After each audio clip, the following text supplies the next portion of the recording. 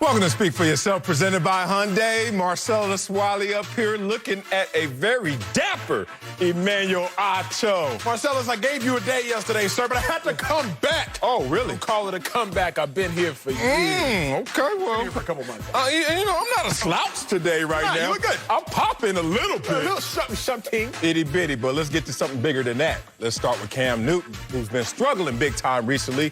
Cam has 0 touchdown passes and 5 interceptions in the last 2 games, and New England has lost 3 straight. Patriots quarterback coach Jed Fish said this week that Cam Newton might be holding on to the ball a little too long, adding, quote, he has to continue to do a better job reacting and understanding that the looks are always going to be a little bit different. Shots. Acho. Cam holding the Patriots back this week. Hold up. Marcellus, Hold up. there are some times when you ask me questions that they go against my personal convictions. Oh, I know. Like they go against everything I stand for, I believe in, I fight for. Well. But I have to be a truth teller. Yes. Cam Newton is holding these Patriots all the way back. Thought you going to tell the truth. Now, I have to be. Tell the truth and then. he's holding the Patriots back, Marcellus, because what's the opposite of holding the Patriots back? It's propelling them forward. And I can tell you one thing. I can tell you one thing. He is not propelling the Patriots forward. As much as I love Cam, and I love Cam, as much as I would die on the Cam Newton hill, and that's one place I would choose to die. Say it, brother. On the hill of Cam Newton. Well. Marcellus, I got to be honest with you, bro. He's holding them back. I think about it like this. How many games has Cam Newton won for the Patriots? Not how many games have the Patriots won. How many has Cam Newton won for the Patriots? Well, they didn't win the Dolphins game. They lost to the Seahawks. You could argue the Raiders game. That was their last victory. Maybe, arguably one. Maybe. Oh, wow. How many has Cam Newton lost for the Patriots? He for sure lost that last one to the Niners, 3 interceptions. He for sure lost that one to the Broncos when the Broncos only scored 18 points, 2 interceptions. So I can tell you beyond the shadow of a doubt, Cam Newton lost the Patriots, has lost them at least 2 games. Okay. And how many has he won? Oh, my God. Searching. Look for him. Searching. Where are they? And I love Cam. So Patriots fans, don't think for 1 second that Emmanuel Acho does not have an affinity for Cam Newton. I have an affinity for Cam Newton dating back years. My 2 favorite players in the NFL for 4 years running were Cam and Cam. Cam Newton and Cam Chancellor. Cam Chancellor retired. All I had left was Cam Newton. And Marcellus, I don't even think I have that anymore. Man. Wow, with friends like you, who needs enemies? I mean, for real. You love Cam, and that's how you talk about him? I do. Oh, my God. Cam Newton is not holding the Patriots back. As a matter of fact, he's holding them back from what? From drowning? From losing it all? Let's talk about who Emmanuel Acho is. A guy who comes up here and lies to America and says the opposite of holding someone back is letting them go. It's propelling them, you said, right? What's this situation? What is Cam Newton really doing in this situation? He's elevating the situation for us to even criticize it in the first place. Before the season, who were the Patriots? The opt-out boys. Like, we didn't know who was going to be on the team. Hey, what? That sound like, hey, the opt-out boys sound kind of tough. Hey, that's the crew. That's the songs they were going to play, opt-out boys. Like, where's Dante Hightower? Oh, he opt-out boy. Nobody was going to be on this squad. And then Cam Newton becomes a victim of being around a crowd that doesn't qualify to be around him. But he needed the opportunity. I understand that, Acho. So I'm not mad at Cam Newton for taking this opportunity, because Bears can't be choosy. But at the same time, Cam Newton is the only reason the Patriots are showing any signs of life this season. Look at what they're going to roll out this week, Acho. Since you love to make excuses for your favorite quarterbacks, the ones you still like a Carson Wentz, Cam Newton is going to roll out there this week with no Julian Edelman, Damier Bird, is that his name? Damier Bird. Whatever. Gunnar Olszewski. Did I say that right? Jacoby Myers. Was that a law firm? Jacoby Myers. Who is Cam going to throw to? I hate this man, America. I hate this man. I butchered the names on purpose to just show you, look how low the Patriots have sunk. And that's not on Cam Newton. Cam Newton's the only sign of life. He's the only thing bubbling in this situation to make us think they have an ounce of hope. Without Cam Newton, it's not about him holding them back. It's about him letting them go, and they would drown without Cam. Marcellus, we have to be honest with ourselves. We have to... The only positive attribute about me, the leading one, I'll say, the leading one. Oh, I'm going to say the only? Let me not diminish my success in life. Okay. But I'll say this, I can look myself in the mirror. I looked myself in the mirror and I said, dang, Acho, You got stiff hips. You can't really cover it at NFL quality level. You should probably retire. I looked myself in the mirror, Marcellus, and I said, I am this, I am that, and that's how I've gotten to where I am. I like that. You need to look yourself in the mirror and say, man, my affinity for Cam, it has to wane. Marcellus, you are the company you keep. You've told me several times you hang around billionaires. You've mentioned 2 black billionaires, for instance. They go to your son's school or they teach you. They got kids at your son's school. Marcellus, you, sir, are the company you keep. And so is Cam. So I'm a billionaire? So Oh, no. I'm not going to. But you ain't poor. You ain't poor. I ain't what I was. I know that much. Cam Newton, let's talk about the quarterbacks that have thrown for fewer than 175 yards in a game this season. No cape, where my full screen. No cap and no cape. I'm going to keep it 100 with y'all. Baker Mayfield, he's thrown for under 175 3 times. Sam Darnold twice. Jimmy Garoppolo twice. Gardner Minshew twice. Okay, let's look at the list. Baker Mayfield, we were just criticizing 3 days ago. Is he starter worthy or should he be on the bench? Sam Darnold, the Jets are already talking about replacing we doing him. this. Jimmy Garoppolo, we were just talking about replacing him last week on this show. And Gardner Minshew, they've been trying to bench him. Cam Newton is not only on that list, he exceeds that list. Marcellus, like you are the company you keep, like I am the company I keep, Cam Newton is the company he keeps. Let's keep it 100. No cap, no cape for Superman. Cam Newton has to be mentioned amongst those people. No, in the ultimate team sport, it is about the company you keep, but that's kind of my point, and I don't want to have to debate this again.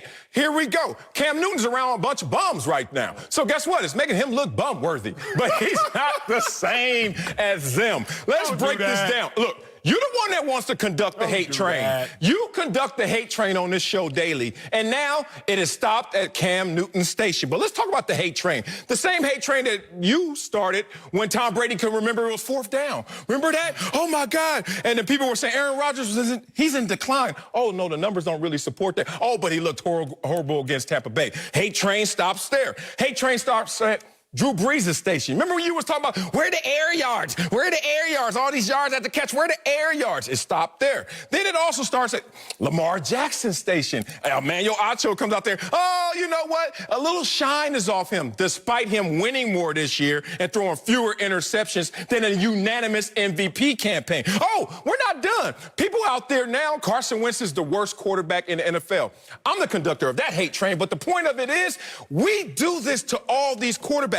And you want to do it to Cam right now. Since you want to talk bad about him, let's be positive. Let's talk good about him. I'm talking real about him. I'm talking real, too. Over the last 3 seasons, only 3 quarterbacks, multiple pass touchdown streaks of 11 games or more. Only 3. And that's balling. That means consecutive streaks, balling every week.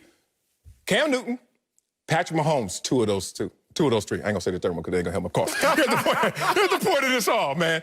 You keep saying that if you're not the guy that's propelling them, you're holding them back. You don't respect the nuance in the middle. What's the nuance in the middle?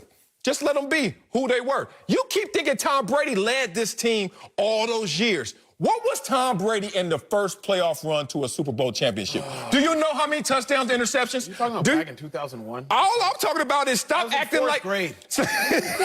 All I'm saying, he had 1 touchdown, 1 interception, but he led them to a Super Bowl championship. Wrong. You can't do this. You can't put it all on Cam Newton's shoulders for being the guy that's a part of an integration, a part of an entire system.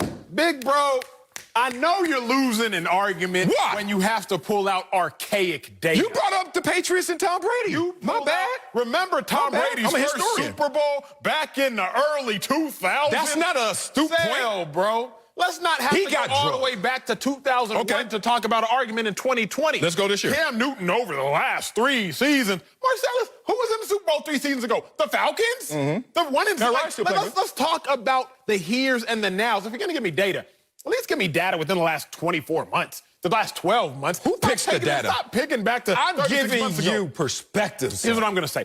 Let's go. Here's why I respect Marcellus Wiley, America. I respect Marcellus Wiley because he can scrounge and mince through all the dirt, and he'll find the diamond in the rough. I will. He will. And it's rough in New England. It's rough. And he's the diamond. And he's the diamond. No. Here's your issue. Oh, God. Marcellus. Oh, God. You just said diamond in the rough. You look at the entirety of the Patriots season, Cam Newton has 1 good performance. Okay. I don't know if y'all heard me. Talk louder. He has 1 good performance. Cam Newton got 1 good performance, bro. Okay. Outside of the Seahawks game, he's been atrocious, abysmal, terrible. Terrible. And I love Cam. I love you. Cam Newton, you. He don't look like he love you back. You were who I have an affinity for. Stop looking at me like that, Cam. I know, right? You saw that. Marcellus, he has one good performance, bro. Oh, my God. Outside of his Seahawks performance, terrible. Interceptions, 2 interceptions, 3 interceptions. Let's keep it real. You want to talk about Tom Brady? Then let's talk about Tom Brady. Oh, now it's cool to talk about Tom Brady when it's going to fit your little baby argument. No. First off, let's go. First off, my argument is grown. My argument has facial hair. First off. But let's talk about Tom Brady. Let's go. Tom Brady, he threw 4 interceptions. You got to go all the way back to 2011. Oh, we doing this. Not even 4. That's the last time Tom Brady threw 3. Cam Newton threw 3 on Sunday in 3 quarters. So, yes, he's holding them back. The Patriots were designed, they were orchestrated to have a quarterback, a conductor who, you ain't got to win me the game, but please don't lose me the game. That's it. I'm not even going to ask you. Tom Brady, he was rarely even asked to win him. Thank you. I just told you that. Sure. He was just said don't lose them. The issue with Cam Newton is he's losing games. But you're making my point again. How? Tom Brady, you're not asked to win the games. I ain't making the point. Just don't lose the games. You know why? Because we have so much around you. We're just going to ride that. 17 first-team All-Pros, a stout defense, tremendous special teams. That's why Tom Brady can win 3 games in the playoffs, win a Super Bowl with throwing 1 touchdown and only 1 interception. Here's the point. Tim, you talk about Cam Newton. He's turning the ball over. He keeps giving the ball away. Oh, the first 3 games, only 3 turnovers. The last 3 games, 10 turnovers. Not all on Cam Newton, 5 interceptions, but still, they're turning the ball over too much. We understand that. But since you want to give me a short-term perspective, let me give you a perspective about Cam Newton and why he won't continue to turn the ball over. He has not had back-to-back games with multiple giveaways over his previous 28 games. Before that, what does that tell you, law of averages? One take, you tell me you love the law of averages. Oh, now it's the downward slope. In reality, tell me, Marcella. You tell me. Why am I answering your questions for you? You tell me what it tells me. I think this is going to be not regression to the mean. How about progression to the mean? Cam Newton does not turn the ball over. That's not who he's been in his career. Who Cam Newton is a guy who's going out there and leading with the rushing attack. And that's the only thing that the Patriots really can hang their hats on. Who told that Tom Brady and then Cam Newton comes in? And what's the biggest difference between Tom Brady and Cam Newton in the Patriots organization? What's the biggest difference? It's not the performance at quarterback. It's the performance on defense. Have you looked at what they've been doing on defense this year? Be real about that. They are a middle scoring defense. They're 17th overall, middle of the pack defense. What were they last year? What were they last year? Scoring defense. What were they last year? Number 1 and number 1. What are they this year? Exactly. So we putting this all on Cam Newton, but in reality, big dog, it's not the quarterback position that's suffering. It's the defense more so than ever. Marcellus, I'ma do you like the teacher did the bad kid in class. What? You ain't done your homework. Why? Because you told me that Tom Brady had a plethora of weapons. Marcellus, there was a game last year where Tom Brady's second leading receiver. I said talent. I didn't say weapons. Offensive lineman, defensive lineman. Tom Brady doesn't have a plethora of talent. There was a game last year, Tom Brady's second leading receiver was a linebacker. Okay. A linebacker. Y'all go look it up in case y'all think I'm lying. A linebacker. Tom Brady didn't have talent last year. Tom Brady still had Edelman. He still had White. He still had N'Keal Harry. He still had Ryan. He had guys Ryan Izzo. He still had Sony Michel. And yet Did he have these guys? Wasn't turning the ball over. Did he have these guys? You want to know the names again so I can butcher them? Did he have Demir Bird? Did he have Gunner? Anybody named Gunner, you know they ain't going to play well. Like Gunner? You're right. Like Gunner. You're not wrong. Did he have Jacoby and Myers? Like, what's going on? No, Julian Edelman. At least Tom Brady had Julian Edelman. Look, they're putting too much on Cam Newton with a compromised offseason, him getting acclimated. He was picked up late June, and now it's starting to show its ugly head. But Cam Newton, the competitor, the former MVP, will go back into his bag of tricks, realizing that I have to lean on my running talents and then learn this offense in terms of the passing scheme on the fly. Defense, help me out. Like you helped Tom Brady out. Number 1 last year, what you doing middle of the pack? The only reason I'm going to end this argument is because he keep me mugging me. Can y'all get this? Can we get this? Why is Cam Newton looking at me like this? Like, he's not even looking at you. No. He's just eyeing me. Like, the only reason is because I'm scared Cam might jump through this thing and start throwing them hands. And I know Marcellus ain't going to back me up because you've already told me you're not a fighter. So, fine. No, I'm done. Look at this. I'm done. Why would I ever mess this up? Come on, y'all. Coming up at the top of the hour, there's a lot of drama in Dallas. We'll tell you if the players or coaches are the biggest issue. But first, Browns are without Odell Beckham Jr., but we'll tell you if Baker Mayfield is actually better off without his star receiver. Next, Speak for Yourself, presented by Hyundai.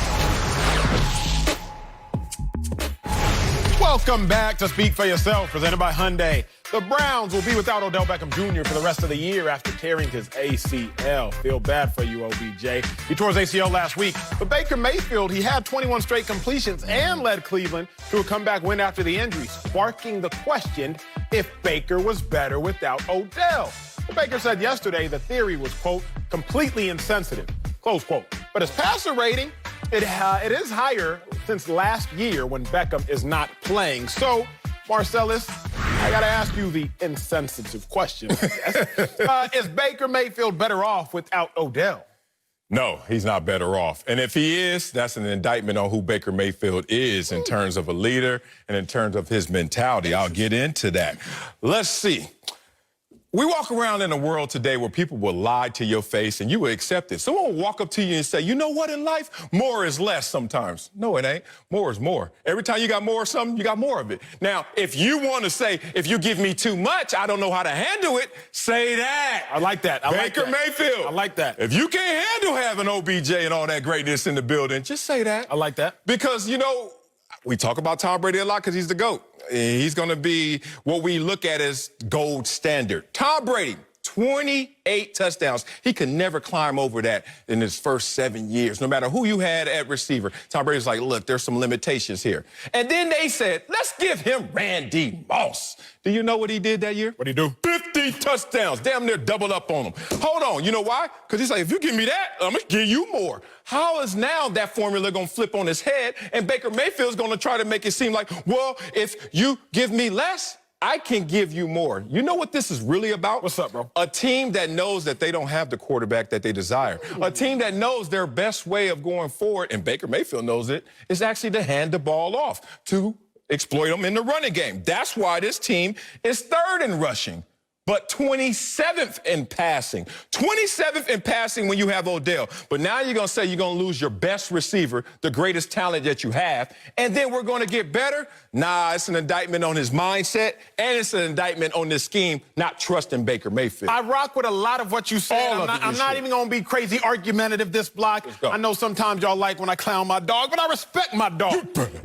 Marcellus, though, there's a chance that Baker Mayfield's better without Odell, and let's not act like that is some sort of far-fetched theory. Let's also not act like we haven't seen that before. I'm listening. The Packers, they're 6-0 over the last 2 seasons when they played without Davante Adams. Now, Davante Adams is amazing, top 3 receiver in the National Football League. Not an indictment on Davante Adams. It's not an indictment on the Packers. All I'm doing is presenting the data. Please don't kill the messenger. 6-0 the Packers are without Davante Adams. Drew Brees, 3.4 air yards with Michael Thomas on the field week 1.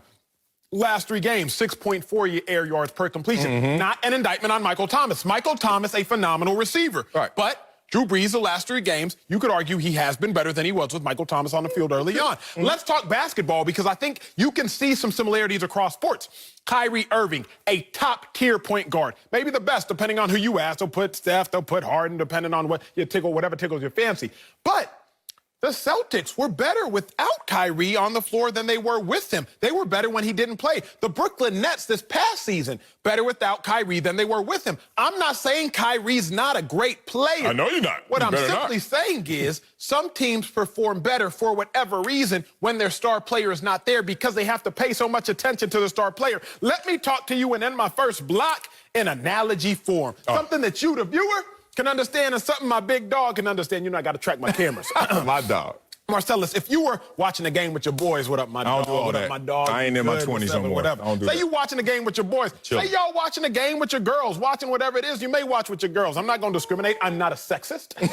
Watching whatever you watch with your girls, with your boys. But then your significant other shows up. My wife? And all of a sudden, Sal, you can't pay attention to your boys as much. You good, whatever, because you got to cater to the person who demands more respect. Hey, honey, can I get you anything? You want some water? The food tray's right there. I got to cater to you. So all of a sudden, I don't have the same relationship with everybody else in the room because I have to cater to the person who has demanded respect. Baker Mayfield has to cater to Odell Beckham, the person who demands respect. Because of that, all his other relationships on the field, they suffer. Odell, can I get you anything? 7 targets out of my next 10 throws. Odell, can I get you anything? Odell, you want to run a post route? Odell, can I get you anything? Oh, you want to hit him with that corner post? Odell, can I get you anything? And because of that, it has shown statistically, I'm just a messenger. Yeah. It's shown statistically that Baker performs better. I like a lot of that. Here's the problem. 6-0 you were talking about when Aaron Rodgers doesn't have Devontae Adams. Sir. But we got to dive a little deeper because wins is not the only column Fair. in terms of statistics. Absolutely. But we're not going to bore you guys with that.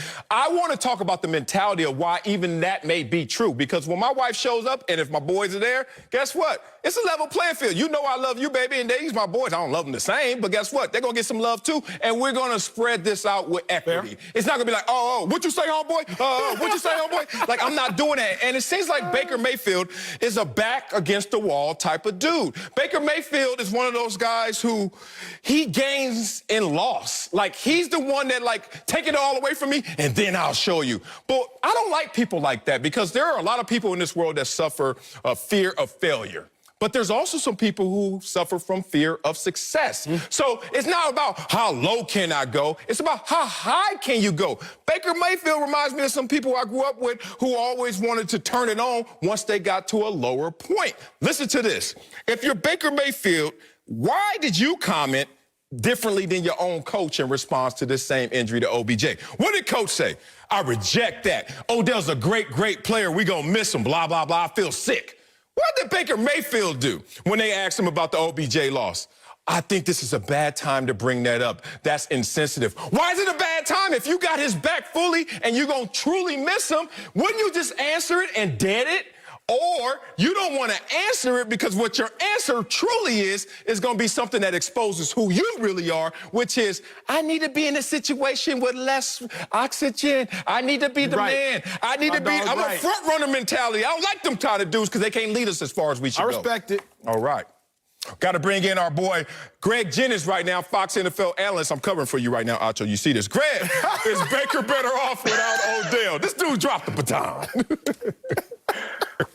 You know what? I'm with you, Acho. In this particular instance, he is better. And Marcellus, I get 100% of where you're coming from. You know, people say more, less is more. In this instance, less is more because he doesn't know how to handle the more. And when you don't know how to handle the more, you have to simplify things. When even Kevin Stefanski looks at the call sheet, right now, he's trying to call plays to where he's catering and tailoring. How can we get Odell involved? Well, you can't do that and call plays that are best effective for everyone involved if you're trying to tailor to one individual and they gather or they need more attention. They garner more attention. What Baker Mayfield has shown, and the stats just don't lie in this lane here. Okay. He has proven that he is better, more efficient. His touchdown to interception ratio is better. His completion percentage is higher. All the numbers align that, you know what? I just don't have that added stress. I don't have that added pressure of needing to get him the ball or force Odell Beckham the ball. And this is not an indictment on Odell. We know what he brings to the table. We've seen it in full manifestation. We know who you are, Odell. This is not on you. This is on a quarterback who hasn't proven that he can operate with more. Hey, G, let me ask you this, because I agree with my dog Marcellus wholeheartedly when he read into Baker Mayfield's answering of the question. I did the exact same thing, bro. I think you onto something. Like, wait, why didn't you just answer the question? Greg, let me ask you. Do you read into the fact that Baker didn't deny what was being said? He just instantly went to, you know, that's too insensitive. That's insensitive. He dodged the question. Come on, bro. Do you read into that, into the fact of Baker admitting, hey, y'all right, I am better without Odell? I try not to read into it, but it's hard not to when it's kind of what he's shown us. When, like you said, Marcellus, when his back's against the wall, when he's not in that front runner mentality, or up there and it's expected to be great because of all that he has, but he's now expected to elevate everybody else because, oh, we don't have as much. Can Baker be great? Yes, because the pressure is kind of reversed, if you will. And when you look at the answer and the response of Kevin Stefanski, the coach, I reject that statement. And Baker, you know what? The time is insensitive. No, if I'm Odell and I just got hurt off an interception that you threw because you underthrew me. Bang, bang. I'm listening to that like, what you mean? No, I need to know right now. I need to hear this response. As a receiver on your team that's been in your huddle, I need to know that you got me and that you really need me out there. Otherwise, I'm feeling like everybody else. I don't know if he really need me. Yo, that's real. Now, look. They don't pay me to come on the show and lie to y'all, so I got to look at both sides of the coin. A coin does have two sides.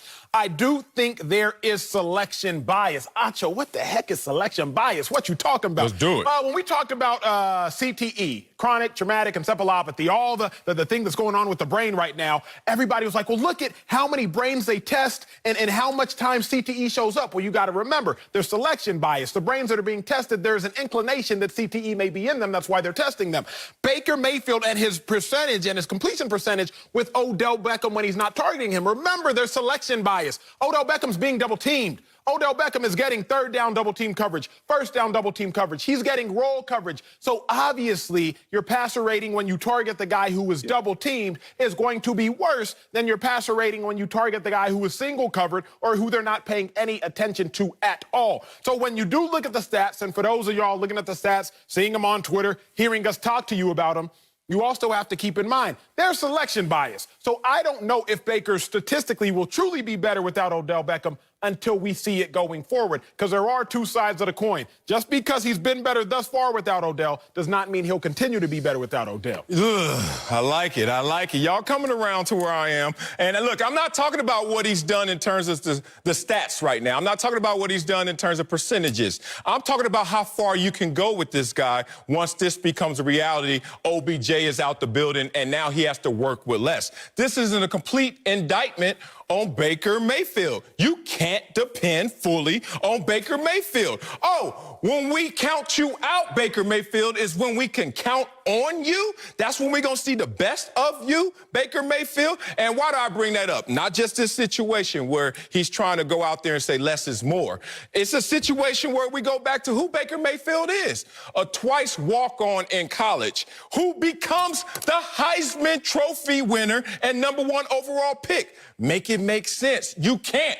A guy who has enough talent to do those latter things, Heisman winner, #1 overall pick, shouldn't have been a twice walk-on situation, but he was, because he seems like a guy that needs his back against the wall before he finally wants to come out and swing them. But if I'm an organization, what am I thinking? Wait a minute, I'm going to put a lot on your plate. I want to put more on your plate, but you're trying to tell me that you actually do better with less? That's not going to help us realize the same goal at the same time. So, look, if Aaron Rodgers could walk around these streets and say, I'm better without Greg Jennings, I think you would look at him like, what do you mean you better without Greg Jennings? Because I am a talent that can help you do even more than you realize. And I'm going to jump back right to where, Acho, you were talking about the selection bias and Odell Beckham garnering double coverage, triple coverage, all these things. Let me explain to you something. When you're playing football in this league, the National Football League, and you have a premier #1, that's what you're going to face for your career. A guy that's going to get double covered. So you're telling me with saying that, you know what? I can't handle that. I need it to be, like I said last week, I need to see what the defense is doing. Can you guys simplify that? Can you play man-to-man? Can you just drop back into a cover 3 zone? Can you show me exactly how you're going to cover my guys? Because that's where I thrive. But if you cover one guy with an extra corner or a safety over the top, I can't make the pinpoint accurate throw, or I can't do it consistently the way that I'm expected to do it as an elite or as a quarterback in the National Football League, and I am a starter. That is an indictment on Baker Mayfield, not on Odell. I'm going to need you to make those throws regardless if it's man-to-man or if he double covered, if it's third down, if it's in the red zone, make the throw. Man. He said it with his chest. Indictment on Baker Mayfield, man. It takes me back to my playing days and my spending habits where I was looking around the locker room and some guys were better on a tight budget. Like they needed their CPA, their business manager. Basically, they needed everybody to take a piece to save them from themselves and say, look, I'm going to be good if you just only give me what I need. Because if you give me more, I might spend it up, right? And then I was one of those cats that, all right, give me the black card. No spending limit. I could buy what the hell I want. And I had enough discipline with... Black card? I know. You don't remember black card back in the days? It used to be a thing. Not now. All right, so I had enough discipline to realize I got to still work within what I have, even though it's a lot. I prefer the guy who has more and knows how to work with it than the guy that I got to cut off his head just to see him perform at an optimal level. Coming up, Cowboys legend Michael Irvin says Dallas might be the worst team in the league. We'll tell you if that's crazy or true next. Speak for yourself, presented by Hyundai. Hey, let me get your black card, bro. Welcome back to Speak for Yourself. Let's head to Dallas, where the Cowboys are currently 2-5, and there doesn't seem to be a light at the end of the tunnel. Andy Dalton is in concussion protocol, and Dallas's defense is on pace to give up the most points in NFL history. Hall of Famer Michael Irvin, my dog, called out his former team saying, quote, the Cowboys right now may be the worst team in the NFL. He said this despite the Jets being the only winless team. So, Acho, is it crazy for Michael Irvin to say this? My dog, Good dog.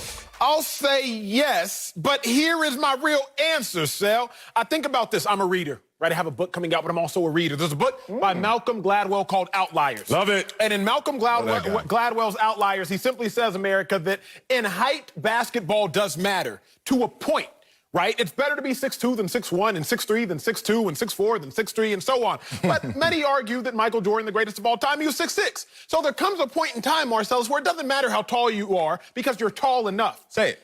There's come a point in time with the Dallas Cowboys where it don't matter how sorry they are because they're sorry enough. Like, Marcellus, So they're sorry enough to be mentioned in the conversation for worst team in the NFL. Okay. And so if Michael Irvin, the great Michael Irvin, Hall of Fame Michael Irvin, Hall of Fame. Cowboys Circle Ring of Honor Michael Irvin. We know who he is. If big dog Michael Irvin has the boldness, the audacity to come out here and say that they're the worst team in the NFL, who am I to argue with him? Who am I going to sit up here to defend the Dallas Cowboys against being the worst team in the NFL? Are they the worst? No, I don't think so. I think they beat the Jets if they both lined up on the field at the same time. I think. Am I sure? Absolutely not. Would I bet on it? Absolutely not. But what I can conclude, beyond the shadow of a doubt, like Michael Jordan was tall enough to be one of the greatest of all time, if not the greatest of all time, the Dallas Cowboys are currently sorry enough to be the worst of all time in this season. Look, I could argue against Michael Irvin. I'm not arguing who plays receiver better. I know what his greatness and genius is, but if we're talking about our perception of something, I'm qualified as he is to talk about this, despite him being a much greater Dallas Cowboy than me. Maybe he's so far in the forest he can't see the trees, because I can. I only had 1 year in Dallas, and we know how that went. Acho, they're not even the worst team in their damn division. How in the hell are they the worst team in the NFL? You remember they beat the New York Football Giants. And let's also talk about, they also beat a one-win team called the Atlanta Falcons. If you really want to be real about this situation, the Cowboys actually only lost... No. Don't say nothing reckless. I can hear some recklessness about to come out your mouth. Before you even did it, I had to cut you off because you're about to make my head hurt, my heart hurt. You're about to make everything hurt. I can feel it, Marcellus. We have good chemistry because it's coming. It's coming. BS. But I'm about to drop this BS bomb on you, but it's real. The Cowboys have only lost to one bad team. Crazy as that sounds. Washington. Other than that, the loss to Seattle. How many losses do they have on the season? 1. They lost to the Rams. How many losses they have on the season? 2. They lost to the Cardinals. How many losses they have on the season? 2. How many about the Browns? How many losses they have on the season? 2. Wait a minute. The Dallas Cowboys are closer than we think, and let's just be real. They are not in the Malcolm Gladwell bottom cellar of the league. You know why? There are 7 teams with a worse record than the Dallas Cowboys. Jets, Giants, Falcons, Jaguars, Texans, Vikings, and bingos. You're not even worse than your division, and there are 7 teams worse than you by record. And let's just say if they had to line them up, the Cowboys might beat some of the teams with even a better record than them. Marcellus, You were one of the best defense attorneys I've ever heard. Dog, that's my calling. You're one of the best. And DJing. I would make a correlation between you and the other better defense attorney, but I'm not trying to get fired on my day. Oh, okay. I'm with you. But currently the glove does fit for the Dallas Cowboys, sir. I'm Marcellus. not with you today. We're not doing it. Marcellus. What? Stop making a defense for this, bro. Why? Because you're mad because you have to do some work. I'm not even mad. Go. I grew up in Dallas. I grew up 15 minutes from the stadium. Old Stadium, Valley Ranch, New Stadium, Arlington. I worked at Frisco at the Star, won Cowboys Way, all that. Like, I rock with the Cowboys. I have an affinity for them. Oh, but I'm not blind. So, like, your defense is truly that the Cowboys have only lost to one bad team. True. Marcellus, the Cowboys are making these other teams great teams. Let me talk about it, bro. The Cleveland Browns, if the Cowboys would have beat them, we wouldn't have said the Browns were great. The Browns hung 49 on the Cowboys. That's every team. Beat the Cowboys in the Star. So we said, you know what? The Browns must be legit. That's everything. The New York Giants, they had their season high against the Dallas Cowboys. The Arizona Cardinals, they had their season high in points against the Dallas Cowboys, and they played an overtime game on Sunday night. The Washington football team, they had their second season high against the Dallas Cowboys. Yes, sir. Where else do I go? The Atlanta Falcons, they had their season high against the Dallas Cowboys. Your point. The Did they win? Cowboys are making these teams appear even greater. So you're talking out both sides of your mouth. Yes. I am being direct. I just got you on the ropes. No, I don't. I'm not even against it. I don't even have to bob and weave this. It's a terrible argument. You're talking on both sides of your mouth. Here's what you're doing. I got more. You were saying that the Cowboys have lost to great teams, but in the same breath, the Cowboys are making the teams great. It doesn't. I didn't say that. You said the other part. First of all, I said, boy, you think you slick up here? I tried. Dog, I've been 29 before. I know how to play the game. Look at you. All I've said is there are 7 teams with a worse record, so how can you consider them the worst? And second of all, they beat a team in their own division. How can you consider them the worst? But I don't want to be a literalist up here. Let's have some fun with this because you keep talking about your affinity for the Dallas Cowboys. You're from Dallas. Yeah, and you know what's funny? I've learned about you guys from Dallas playing out there and then just working with you, that you guys suffer from something I call cowboyotic syndrome. And you and Michael Irvin are suffering from the same disease right now. What, sir? Which is... Prescribe me a medication, please. I don't want to suffer any longer. Let me help you out. Please. You guys are marketing geniuses, just like your owner and Jerry Jones. This is all a marketing strategy you're doing. Let me give you this example that kind of illustrates what you're doing with your cowboyotic syndrome.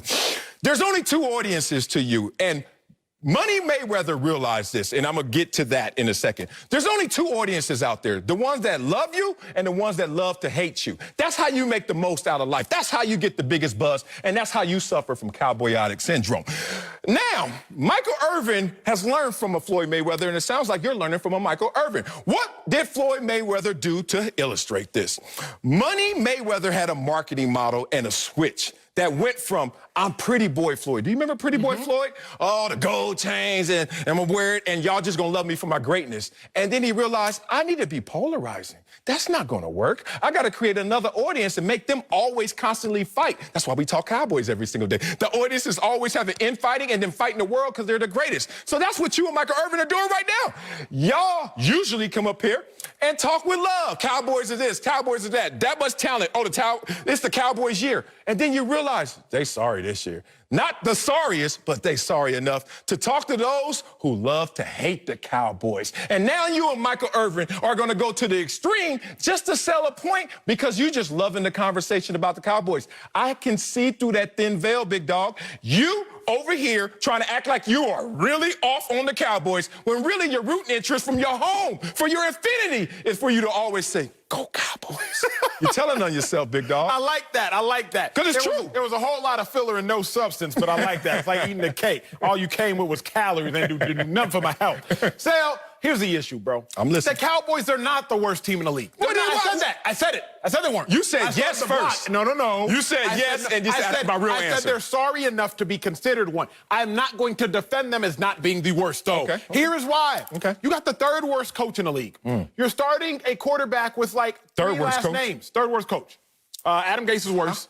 The Falcons, Super Bowl champion, they got going. A Super Bowl champion is the 3rd worst. Go ahead. Keep going. I'm listening. 3rd worst coaching staff. That better, Marcellus. Okay. Better. You happy now? Yeah. Gosh, you be getting on my nerves. They got the 3rd worst coaching staff in the league. Listen. They got a quarterback, Ben DiNucci, who's about to start this upcoming game. They got a team with no heart. I can't defend a coaching staff that's terrible, a team with no heart, and a team without a quarterback. So, the Cowboys have talent. If it was a conversation of who has the most talent or who's the least talented, I would never utter the Cowboys. The Cowboys got talent galore. Everywhere you look, talent. But here's the thing, Marcel. Let's talk track and field. Let's do it. You can have all the fast twitch muscles in the world, which would make you an elite sprinter. You can have calves. You can have quads. You can have hamstrings. Everything can be fired. High calves, high booty. You can have everything. Oh, you fast. Bow-legged too? Bow-legged too. Oh, you can. Don't make somebody bow-legged with high calves. Straight up. Big booty. I swear. They're going to smoke you. But you can have all that, Sal, but if you got a torn Achilles, you're not going anywhere. Hey, the Cowboys have all the talent at receiver. What's a torn Achilles? Got talent at running back, but they got a torn Achilles at quarterback. Okay, I get The Cowboys got talent at defense. You got Leighton Vander Esch. You got Jalen Smith. You got DeMarcus Lawrence. You got a second-round pick of cornerback Trayvon Diggs. But you got a torn Achilles at defensive coordinator. So the Cowboys can't go anywhere. Oh, really? So are the Cowboys the worst team in the NFL? Oh, really? Again, I'm not going to say that they are, but what I'm going to say is they have a torn Achilles at quarterback, keeping them from being able to run to their maximum ability on offense right now. They got a torn Achilles at defensive coordinator, keeping them from being able to sprint to their maximum ability on defense. Look, stop it. This is not a torn Achilles. This is a sprained ankle. High ankle sprain. No more, right? You locked Dak. You're out for a while. It's going to take time to recover from this. But in this high ankle sprain, let's just be real about it. They have 2 wins. The division-leading Philadelphia Eagles also have how many wins? 2 wins. How many wins? 2 wins. The same? What? The same amount of wins? And who has the... Now it's moving every week because the team's winning and losing. Who has the 6th easiest remaining schedule and 2 games against that division-leading team, Philadelphia?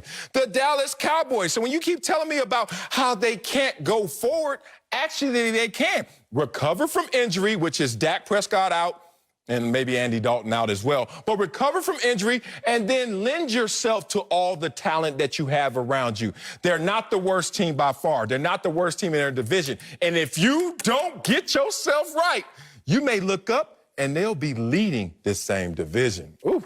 Coming up, Tom Brady is a 3-time MVP. We'll tell you if number 4 will happen for the GOAT in Tampa Bay. Next, speak for yourself. Marcellus Wilder. Welcome back to Speak for Yourself. Tom Brady was just named NFC Offensive Player of the Month. The GOAT had 16 touchdowns and only 1 interception in October. He's currently 4th in MVP odds. That's according to Fox Bet. He's right behind Russell Wilson, Patrick Mahomes, and A-Rod, Aaron Rodgers. So, Marcellus, I don't know if you're a gambling man or not, but if you were, Bring the club. would you be betting on Tom Brady to win MVP this season? You know what? I would have to put 5 on it, because I'm not much of a gambler, but I could lose $5. Yes, I would bet on Tom Brady winning the MVP. It's interesting because Tom Brady started off slow this year, understandably so, because he's in a new system, he's with a new head coach, and he left somewhere that was dynastic. We get all that. And everyone jumped on and pounced on, like you did, the GOAT, saying, look at him in Tampa Bay. He doesn't even know what down it is, let alone he doesn't know what this system is. And then we saw Tom Brady not necessarily play at this level. But, woo, over the last few weeks, what have we seen since week 3? League high, 15 passing touchdowns and a passer rating of 111, better than Russell Wilson and Aaron Rodgers. Oh, did I bring up other names who are in this? Yes, I brought up the front runner and Russell Wilson. And Russell Wilson is an interesting case because I always say, in his MVP candidacy years, which let's go back to 2015 against Cam Newton. Let's go back, what was that, 2018. We got Patrick Mahomes, 2019, Lamar Jackson. He starts off hot, but he finishes warm, kind of lukewarm, room temperature almost, And Russell Wilson, for some reason, finds his way back to the pack. Are we seeing that trend start again? What did he have last week? 3 interception. Russell Wilson had a 3-interception performance. But let's talk about how Russell Wilson, let's focus in on the front runner, see why Brady's going to get it on for him. Let's bring up a full screen called Rustless, because a lot of people are out there restless because he probably won't get the MVP again this year. Look at these numbers. I know nothing really jumps out at you, but focus in on completion percentage, 88.6, game 1. And then last week, 66. That's a drop. But watch this drop. Look at his passer rating.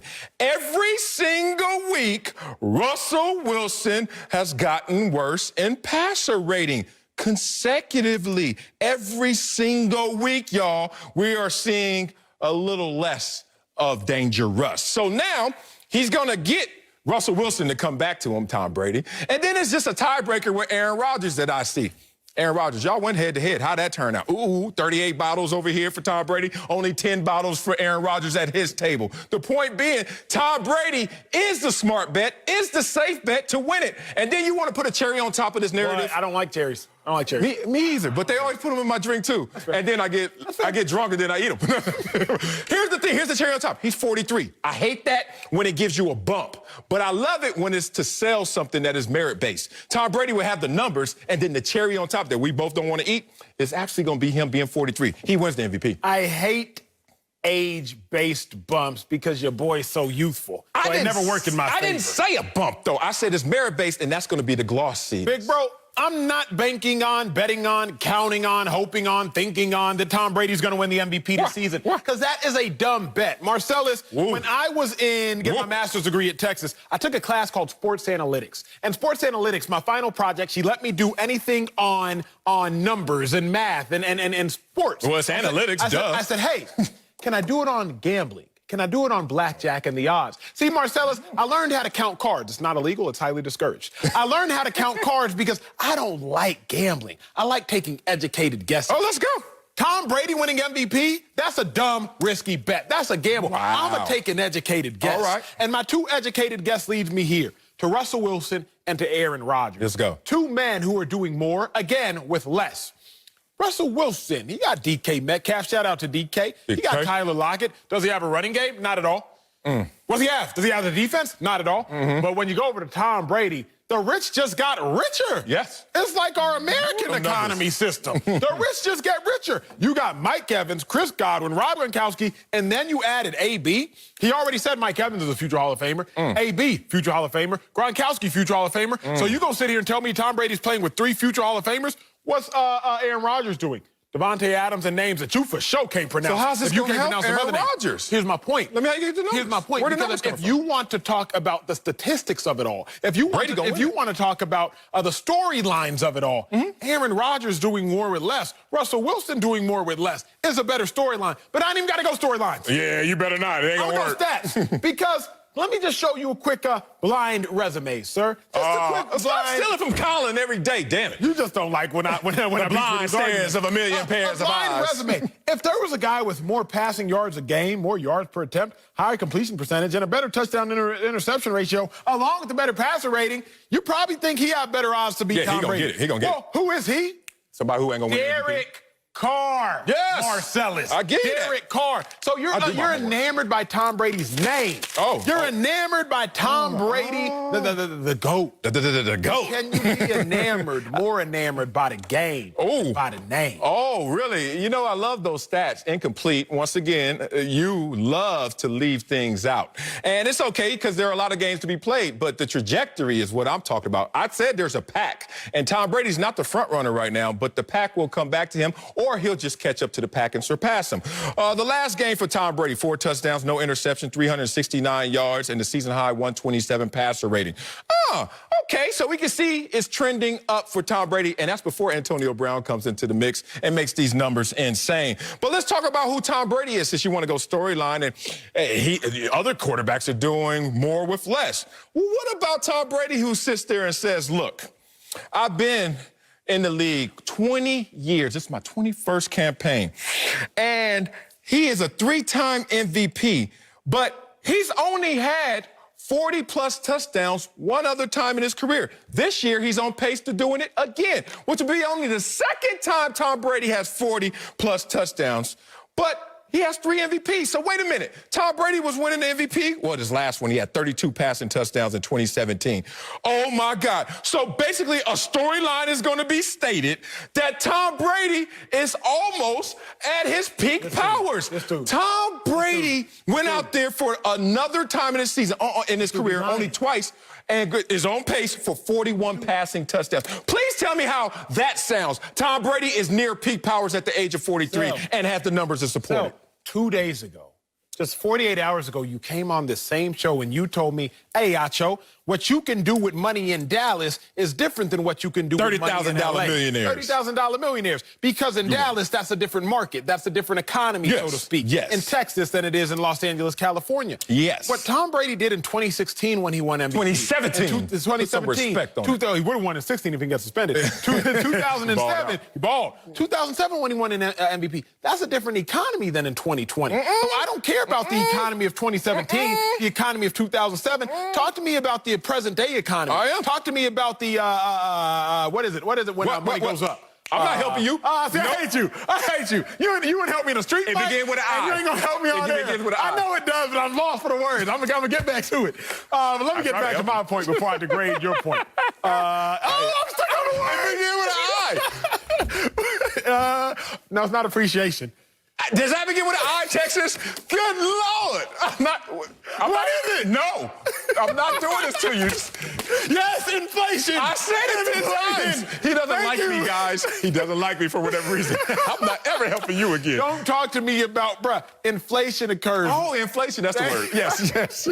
I knew it all the time. Anyway. What? What's the word? People are, let me not say finna. Let me calm down. I'm on camera. He said on national television. He said finna. Y'all, we got him on the ropes. People are going to realize Tom Brady's not even the most valuable player on his team. Where you going? His defense is better. Oh, Russell Wilson has no defense. Historically put bad. a name on it, though. Aaron Rodgers' defense this year terrible. But the Tampa Bay Bucks defense, since week 2, they lead the NFC in takeaways. I give you that. Bucks and the Chiefs are the only team with 5 allowing 20 points or fewer over 5 games. I hear it. Tom Brady is not the most valuable piece to his team. How dare he be the most valuable player in the league? Inflation, inflation, inflation. I'm going to just give it to you like this. I'm looking at the touchdown to interception balance, and Russell Wilson, 22-6. Tom Brady's right there behind him next at 18-4. And that's with a slow start. And that's also now going to take into account that Russell Wilson, if he continues to have games like he did last week, and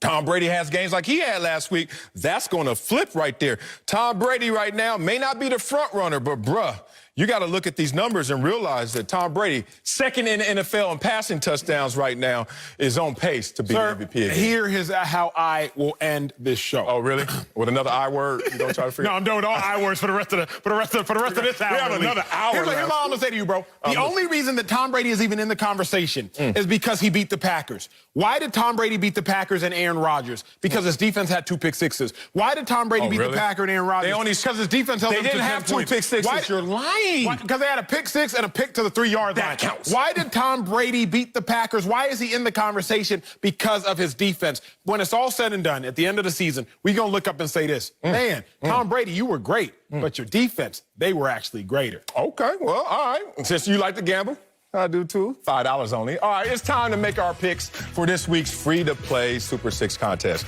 Terry Bradshaw is putting $1 million up for grabs again this week. All you have to do is correctly predict the outcome of 6 NFL games. Brady's former team, the Patriots, are on the road against the Bills in one of the matchups. So, Acho, give me a winner, avoid the I, and how many points? I'm going to say the Bills. No, the Bulls. I'm going to say the Bills 27 over the Patriots 21. Okay, I got the Bills. Mafia, 28, Patriots, 19. Take another L, but Cam, please ball. Make sure you get your picks in before kickoff Sunday for your chance to be a millionaire. And for top stories, scores, and more, go to the Fox Sports app. Coming up in our big story, everybody's being called out right now in Dallas. We'll tell you if the main issue is with the Cowboys players or Mike McCarthy's coaching staff. Beef next. Speak for yourself. Speak for yourself, presented by Hyundai. That was some smoke right there. Marcellus Wiley, Emmanuel Acho in the building. You, bro. Oh, you love me right now. You love me. All right, we got Greg Jennings. He's back with us. Let's head to Dallas for our big story. And the Cowboys, disappointing at 2-5, and fingers are being pointed in every direction. The team's effort has been called out, and Mike McCarthy's coaching staff was even questioned by some anonymous players last week. Hall of Famer Brett Favre got in on the action, saying Dallas is lacking leadership from the players. He also said he's surprised by Dallas' struggles with McCarthy's track record. Take a listen.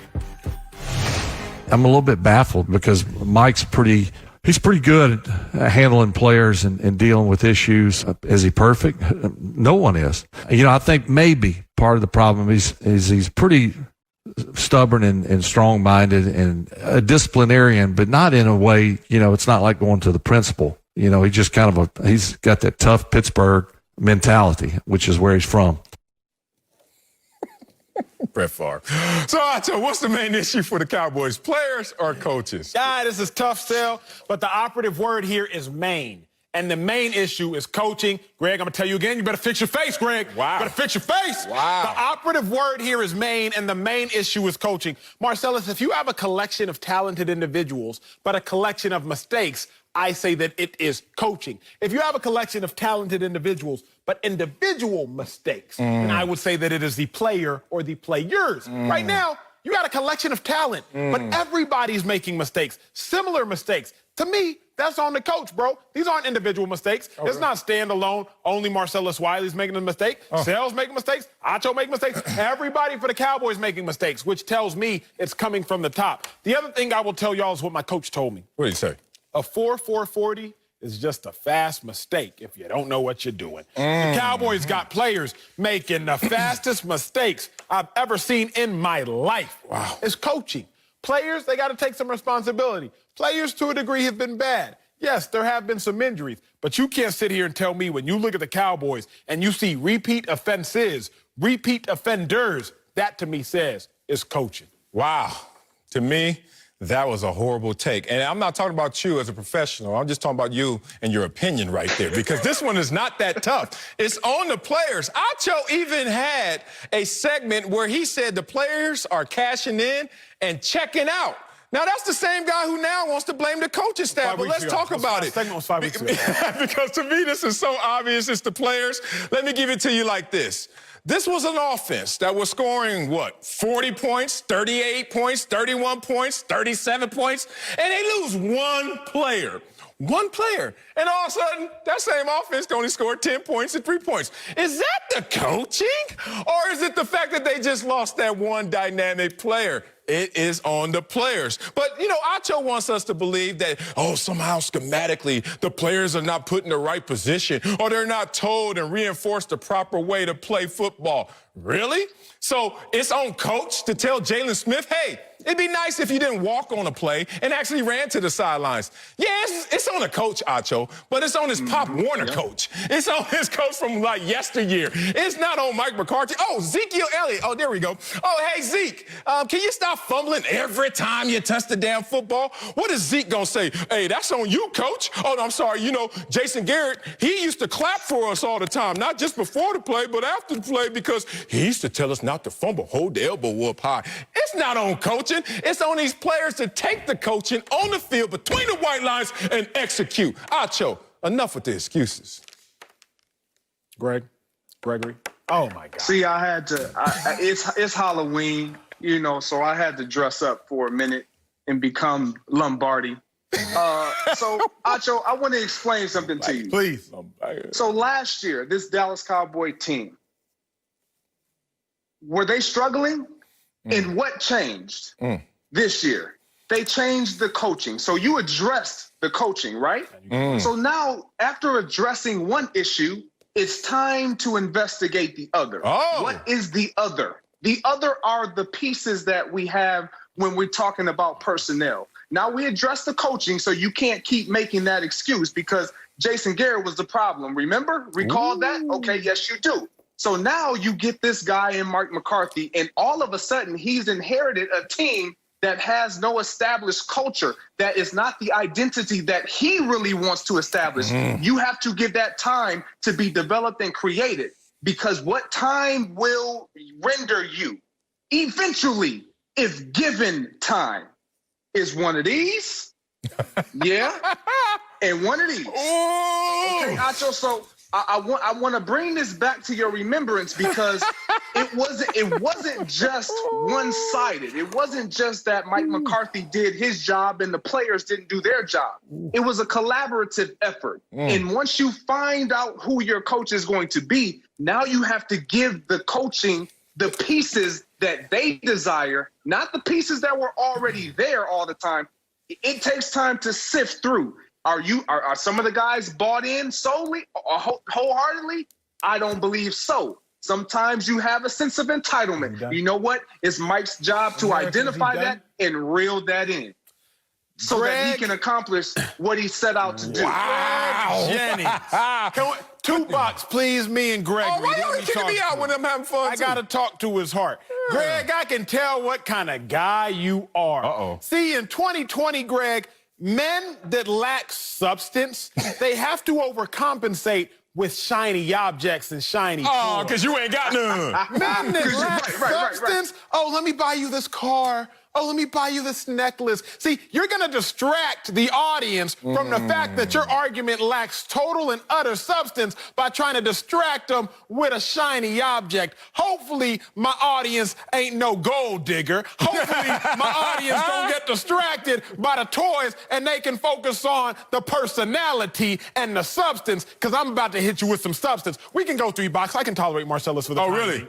Hey, you're getting a little too comfortable with that 2-box Bro. stuff, too, cuz. Hey, chill, Just chill, let you know over here. chill, okay? Look, last year, bro, the Dallas Cowboys, they were, 9th in total defense. They're currently 27th. They were 11th in scoring defense. They're currently last. They were 11th in rush defense. They're currently last. Gentlemen. Yes, sir. The Cowboys did not lose a whole bunch of players on defense. They didn't lose any All-Pros, didn't lose any Pro Bowlers, didn't lose any stars.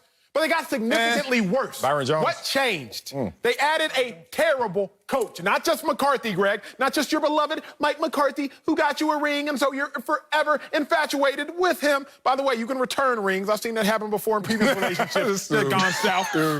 So, Pete, I'm going to hit y'all with substance. Please do. The Cowboys changed their coach, and they actually got worse. They want Jason Garrett back, Greg Jennings. I never thought I'd hear the day. Cowboys fans on social media, Cowboys fans online, Cowboys fans on television, please bring us back Jason Garrett. Jason Garrett was 8-8. The Cowboys miraculously got worse without him, but I'm going to give it to you like this before I end my first lap. Mike McCarthy's last 22 games in Green Bay, 7-14-1. He leaves. Get out of here, Mike McCarthy. Bring in Matt LaFleur.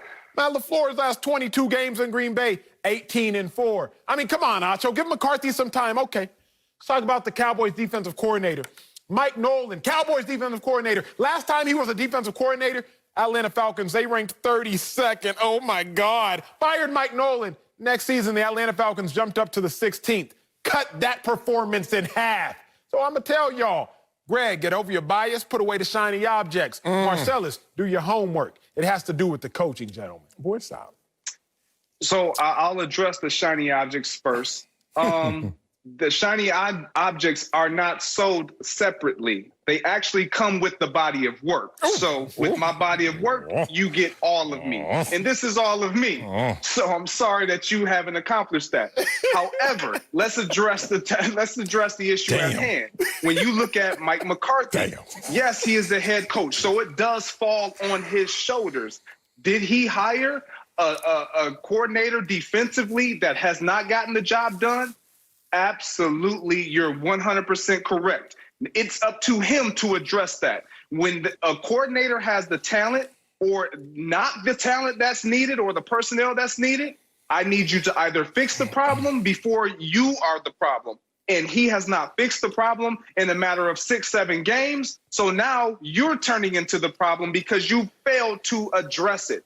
That is on Mike McCarthy to address. However, when you have players, and we all have experienced this, where you see the talent level on paper is up through the roof, but it's all about how you perform collectively. And if guys don't buy in, I don't care how much talent you got. If I don't agree, if I'm talking behind your back, if I can't say what I need to say to your face because I want to anonymously talk behind your back, that is already problematic. That is player driven. That is not coach driven. You're a grown man. I need you to face me like a grown man and treat me as such. Players want to be respected and treated as grown men. Well, come to me as a man and tell me the issue that you have. The issue that I have is with Mike Nolan. Defensively, this team has been poor. All your stats aligned for defensive stats. They fall on Mike McCarthy because he's the head coach, but he has to make a decision when it comes to the defensive coordinator. You keep talking about these grown men. I don't know very many grown men that have sleepovers while auditioning for a job, but maybe I'm just not grown. Maybe I'm just not grown enough. Since Mike McCarthy, he's grown, and the Cowboys players ain't grown. He out here having sleepovers and onesies with Jerry Jones. Okay, go ahead. Let me say something about this whole grown man talk. Remember, one of my favorite episodes on a show, Survivor's Remorse, LeBron James show, is when the player was talking to the owner. He was like, "Hey, man, don't be talking to me like that. I'm a grown-ass man." And the owner looked at him and said, "You know who doesn't say they're grown-ass men? A grown-ass man." So stop talking about that. Anyway, here we go. The real issue. Let me not be a character on television. My gacho. Let's be a real person that speaks really to this situation. There are two issues here at play for real. The offensive line and their 10th offensive line combination, look, it's going up in flames right now, and the game is won in the trenches. Let's just be real. This is not fun analysis. This is going to be the time where you actually learn. And also what Greg was talking about, the culture.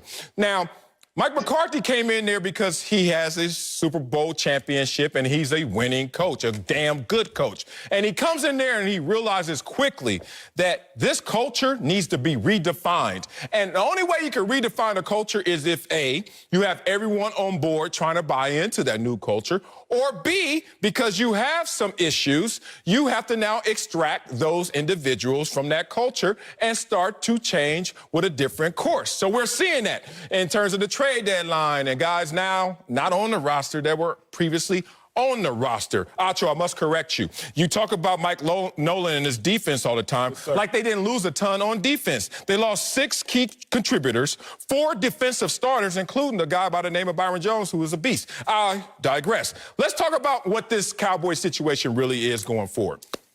It's really something that you can learn from last year with the Tampa Bay Buccaneers. I keep telling you guys, last year, Tampa Bay Buccaneers, a losing team, despite having some bright spots here and there, was a 7-9 bust that started off 2-4, I remind you. And like Greg was saying, if you have patience with Mike McCarthy, the same Mike McCarthy who took a 4-12 bunch to 8-8, 13-3, and then a Super Bowl championship in a couple years. Tampa Bay last year, 7-9, 2-4 start. Where are they now? If you can build that culture. Now, Tampa Bay took the easy route. They just hired the greatest cultural enforcer in NFL history in Tom Brady. So Tom Brady brings that different culture and takes a losing team to a winning team. And it's not just a losing team, y'all. Tampa Bay was, what do they have? The worst win-loss percentage in all of major sports. And then in 1 year, we're looking at them as Super Bowl contenders right now. All of that said, give Mike McCarthy the time to extract those guys who are an issue to his winning culture and watch the dividends pay forward next year. Marcellus, I've never met... If not this year. I've never met what I believe to be your lovely better half, but she must have incredible patience to deal with these terrible takes. Nah, she gets mad at me. Because these takes that you spew take so much patience for me to tolerate. Greg Marcellus, can you please admit, please, for the love of all mankind, Mike McCarthy, without his Hall of Fame quarterbacks, is not Mike McCarthy. He is, what is he, 8-16-1 without Brett Favre and Aaron Rodgers. Without his Hall of Fame quarterbacks, 8-16-1. Only 17 coaches in the history of NFL. Or that, no. So Belichick is like a 48% winner. He's still a losing coach. I already looked it up. He's a losing coach. But he's not nearly in the bottom 5 of his first 6 seasons were losing seasons. Bottom 17 is Mike McCarthy without Hall of Fame quarterbacks. You start telling the Buccaneers, well, the next year it got better. It did. They got Tom Brady. The greatest quarterback of all time. Yep. When the Bucs were still rocking with a backup quarterback, if that's what we want to go with, because Jameis Winston's not currently a starter in the NFL. When the Buccaneers were playing a backup quarterback, they finished 7-9. Yep. So the Cowboys playing backup quarterbacks. No. If you want to sell the Cowboys a dream, then sell them the same dream. I expect the Cowboys to finish 7-9. Big dog. Greg, I need you to admit. Tampa switched quarterbacks just like Dallas will next year. McCarthy, without Hall of Fame quarterbacks, is just not a good head coach. Not buying Here ends the lesson. Not buying it. Here ends the lesson. I'm not going to admit to that. Let me tell you something. It wasn't my job to look at who was on the roster. It was my job to add to what was on the roster. And so what I mean by that is when Mike McCarthy took this job, he identified what was on the roster, and he felt like, you know what, I can work with this. I can work with the Dak Prescott. I'm excited to work with the Dak Prescott. All the other things we will have to figure out. And this is a figure-it-out season for the Dallas Cowboys. Yes, did we have high expectations? We did, and we should, because this is America's team, remember? And there is no automatic losing season or record for the Dallas Cowboys when you start the season. When you're the Dallas Cowboys, because the expectations are get one of these again. And so when you hire Mike McCarthy, he understands what he's getting himself into. He also understands that, you know what, this may take more time than what people are willing to give it. Like yourself, Acho, you expect miracles to happen overnight. When you're cooking a cake, if you take it out a little too early, it ain't going to be the same as if you patiently wait for what is going to render yourself a salivating tongue and tasteful desire that is quenched. Salivating. Look at that. Dallas, I know the sky's falling, Acho, on where you're from. Only 2 wins. Oh, the division-leading Philadelphia Eagles. Only 2 wins. Hey, Dallas, make some hay this year, and next year we know it's going to be great once Dak comes back. Coming up, Antonio Brown is back in the NFL. We'll tell you if we expect to see Pro Bowl level AB in Tampa. Next, speak for yourself, presented by Hyundai. Salivating. Welcome back. Time now for Rewarding Performance, sponsored by Capital One. What's in your wallet? Well, the Bucs were rewarded with a 7-time Pro Bowler this week when they signed Antonio Brown. AB is reunited with Tom Brady and can be eligible to return to the field next week. Brown has not played a game in over a year, but Bruce Arians already likes what he saw when the star receiver was at the facility yesterday. So I'll take a listen. Yeah, he looks fantastic. I think we had really good conversations today, he and I, and he was with the meeting. He was in the meetings and everything, and he's working with Anthony Proley and the strength staff. He looks in great shape, and ready to go. As you all well know, Super Bowl winning receiver Greg Jennings is back. It's hard to miss if you've been watching the show. But Big Bro Sale. Yes, sir. Will we see prime Antonio Brown in Tampa? Prime, yes, we will. Shiny, as you don't like to see, Acho, in terms of how he's going to have impact, and it's going to jump off the screen. I mean, Antonio Brown is back in the building. What's amazing about Antonio Brown is there's, like, no doubt that he's going to perform if he just behaves. Like, no one is questioning his ability. No one is questioning his impact. And let's talk about that impact since 2013. Despite only playing 1 game last year, this dude from 2013 was first in targets, first in receptions, first in receiving yards, and first in receiving touchdowns. And then last year, only 1 game, and he still returns to form when he's working out with the team. And even Bruce Arians, who was not necessarily supportive of bringing in AB, was like, he looks fantastic. And I think it's going to work because there's a good cop, bad cop scenario right here.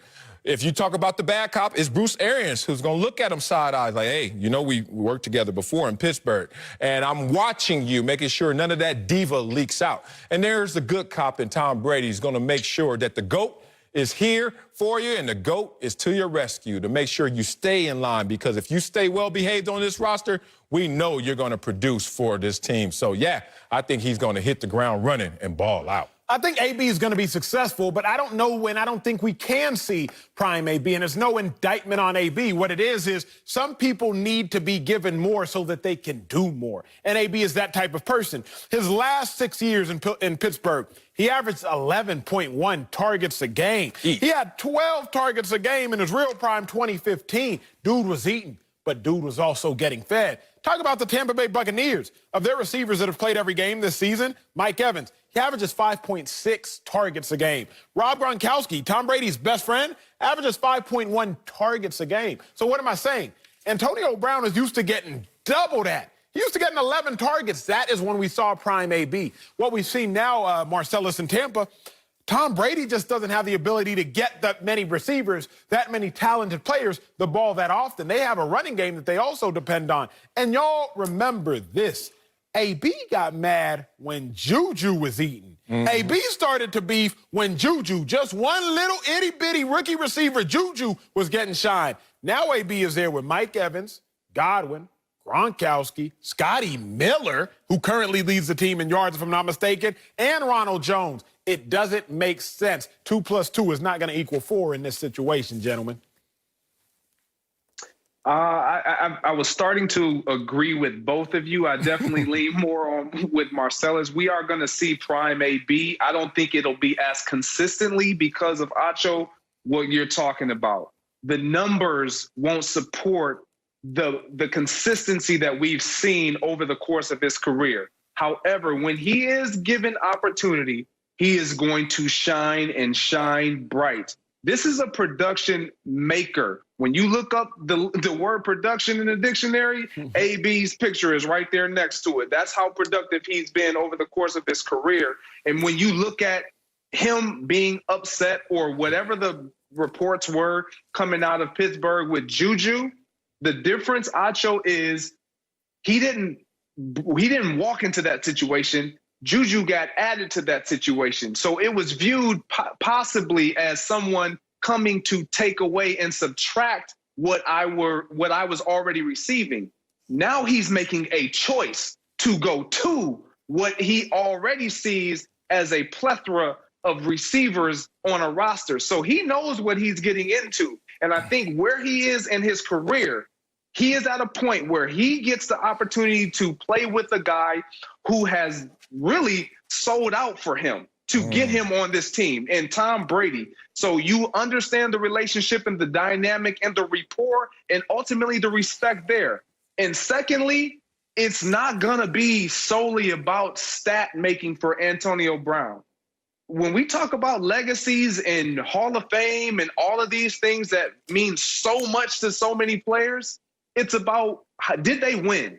And Antonio Brown has never won when it counts. He hasn't been able to hoist that Lombardi trophy. He has an opportunity to do that. The conversations with he and Tom Brady have probably been about that. This great opportunity that we have if you just do your part. I know I'm not going to be able to give you 12 to 15 targets a game because I have others. But if you come here, I promise you, you will have an opportunity to experience the pinnacle. And the pinnacle is a winning way that he has not ever experienced. And that end with the Lombardi trophy in his hand, possibly. Yeah, preach about this, man. I think respect was a key word you mentioned there. And this situation is different than Juju in Pittsburgh because of the respect. Game recognized game. Like, I don't mind sharing if I'm AB, if I'm sharing with Mike Evans and Chris Godwin. But if I'm sharing with Juju, who we have shown, his career has shown he's not a pure number one, then AB's like, hey, why is he getting the same amount of targets as me? Favoritism came into it and really undermined and hijacked that situation, I feel. But Acho talks about the ball won't be spread evenly or it won't be enough attempts out there for everyone to eat. Well, I don't know about that. The first 3 games, no more than 38 pass attempts for Tom Brady and the Buccaneers. Last 4 games, you saw 3 of them, 46. 45 and 41. Wait a minute. We have now redefined how they're going to attack opponents. They know the defense is going to be there, and they're going to lean into Tom Brady and the strength of his arm. So it's a situation that Tom Brady really spoke deeply about. If you guys look into it, the situation of helping AB. He's like, look, I'm Tom Brady. I have more experience than everybody in the league. I'm Tom Brady. I'm from a great situation of support. And he's like, AB not necessarily from that same existence. I'm trying to help him. For me, and this is my own conjecture, I think that the Aaron Hernandez situation, having a guy that you're close to on the team in terms of connection, receiver, tight end, quarterback, and that situation going awry, maybe now he's like, look, anytime I can help somebody out, not just on the field, but in the game of life, Tom Brady's going to extend that hand. Coming up, Russell Wilson is having an MVP season, but we'll tell you if Jimmy G's 49ers are a bigger threat in the AFC. NFC, I'm sorry, not speak for yourself. Seahawks have a big NFC West matchup at home against the 49ers Sunday on Fox. Russell Wilson is the MVP frontrunner, but he's coming off a 3-interception performance in Seattle's first loss of the season. Seahawks also traded for defensive end Carlos Dunlap this week to help their defense. Ooh, they need it. On the other side, the reigning NFC champion 49ers are dealing with a ton of injuries, but they are still perfect in 3 road games this season. So, Acho, who's a bigger threat in the NFC, the 49ers or the Seahawks? It's absolutely the Seahawks. And Marcellus, I don't even like that you're making me do this topic. You're asking me this question. You don't like working? Everybody freak out because the Seahawks lost a game in overtime. Like, it took the Seahawks, it took a team overtime to beat the Seahawks. The Seahawks, outside of being the Steelers, being undefeated, they're the closest to being undefeated. In regulation, they're undefeated. How about that, if you want to live in your semantical society? The Seahawks are the bigger threat because in the NFL, particularly this year, offense, as you told me yesterday, is going to have to win. Offense is going to have to thrive. Offense, you're going to have to be able to score to win ball games. There aren't really elite defenses. The Steelers, you could argue, maybe the Bucs, you could argue, but there aren't elite defenses like the Patriots or like the Bears of yesteryear, like the Ravens of the early thousands. So when I look at it, hey, if you're going to have to put up points, who do I trust? Russell Wilson or Jimmy G? It's very simple. I trust Russell Wilson. Oh, interesting you said that. I love your argument because it was taking shots at me at the same time trying to empower me and say, Marcellus, you told me yesterday the offense is the You only brought that up because you know that the 49ers are the obvious choice in this because the 49ers have a better defense than your Seattle Seahawks. 5th-ranked defense versus last rank. Which one's better? 5th rank or last rank? Oh, you always tell me, let me empower you. Defense wins championships, but offense sells tickets. Well, who's going to win the championship in this conversation? The 49ers because of their defense, once they get healthy. Let's be real about it. Why I don't like Seattle is because when I first saw them play, like week 1, week 2, we started to have our debate on Seattle. I was like, it's going to catch up to them sooner or later. That defense, Bobby Wagner is even talking about it. You can't be on pace to give up, 7,500 yards this year and still think that you're going to be a real contender. I said it was going to catch up to them. And it almost did against the Patriots last play. It almost did against the Cowboys. The worst team in the NFL, according to Acho, in the last play of the game. But finally, Arizona said, enough of that. Let's get them. And it took them to overtime, but they still got them. Here's the problem when I look at the Seahawks as a whole. Defense is just too damn bad, dog. They don't get any pass rush. Jadeveon Clowney anywhere? Like, can you come go get him back? Take a few of those sacks from him. And the running backs, they're all injured right now, so more pressure on Russell Wilson. And talking about Russell Wilson and that pressure, you may think it's a coincidence. I think there's a correlation that in the week, no AB, no help is coming. All of a sudden, he has his worst performance. Think about this. Russell Wilson is in decline. Did I say that? Here comes another BS bomb. Yes.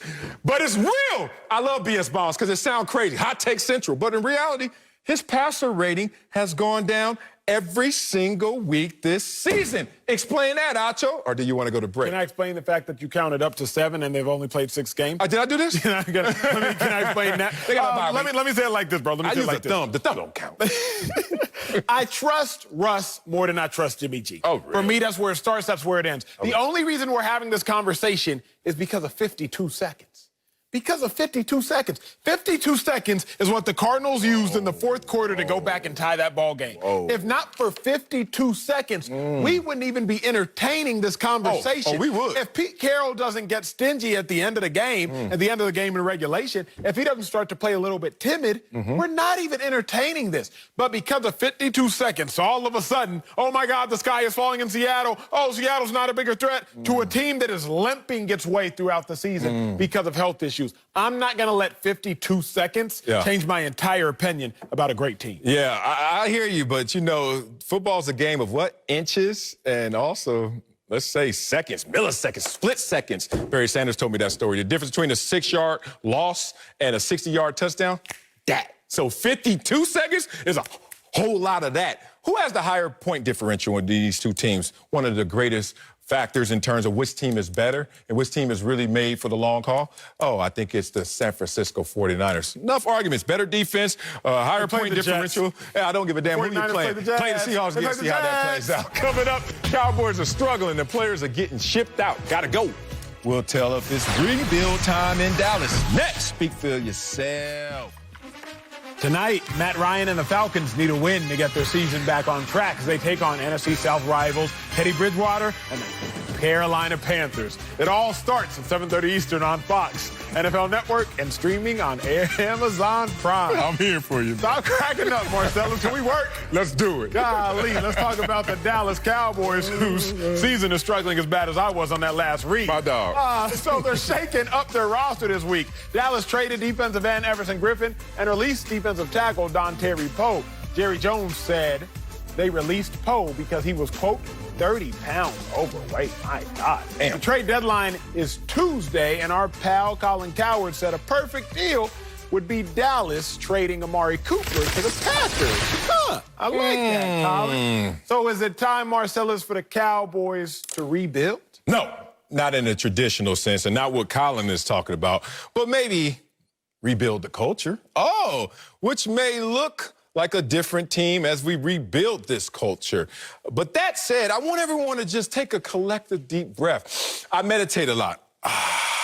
I sit in the dark as you laughed at me yesterday. It really hurt me deeply, like in my spirit, in my soul. I'm like, am I weird for sitting in the dark all the time? But I really take time for myself. The biggest pom-poms I have in life to cheerlead anything is for myself. Between these ears, go Wiley, go Wiley. Then I come out, I don't look too cocky. I don't look too confident. But at the same time, I'm always working on me. That's what's happening in Dallas right now. This is not about rebuilding. This is a prelude. You know what a prelude is? Do you remember the old Prelude or prelude? Well, prelude. I call it prelude. Prelude. I could go with you. Prelude. You want prelude? At least pronounce it right. Well, in Columbia, I don't know Texas. All right, let's go. Prelude. Here you go. Before it all starts, right? Like that. That's not really a song. Is that an intro? Oh, no, okay, you're getting ready for it. And then, wow! Why do I keep bringing that up? Because Tampa. Because Pittsburgh. Tampa Bay last year was a losing team. And what happened this year? Oh, how many things have changed just because the quarterback is there and the culture, more importantly, has changed. What about Pittsburgh? They weren't a winning team last year, got their quarterback knocked out for the season. Oh, what are they right now? One of the Super Bowl contenders. So if you're Dallas, you have to look at this for the long game, which is, hey, we could do what Tampa and Pittsburgh did last year. More importantly, let's do it this year. How many wins do we have? 2. How many does Philly have? 2. They're leading the division. This year's not done, big dog. Prelude, whatever you want to do. Look for the Cowboys to stay pat, change the culture, and have some dividends. So I kind of agree with you. It's only because your take was all over the place. I had to agree with some of it. I will say that it is rebuild time for the Dallas Cowboys because you either rebuild or you reload. It's not reload time, right? They don't need more additional weapons. They don't need more firepower. The weapon's not firing. So if it's either rebuild or reload, then for me it is rebuild. Where I do agree with you is what you said.